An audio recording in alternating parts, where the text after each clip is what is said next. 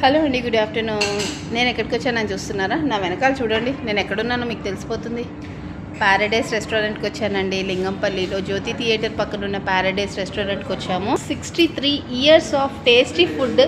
బిర్యానీ అంటే మనకి గుర్తొచ్చేది ప్యారడైస్ బిర్యానీ అండి.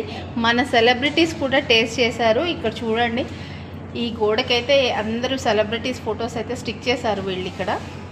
అండ్ దట్టు ఇక్కడ లింకా బుక్ ఆఫ్ రికార్డ్ కూడా పెట్టారండి.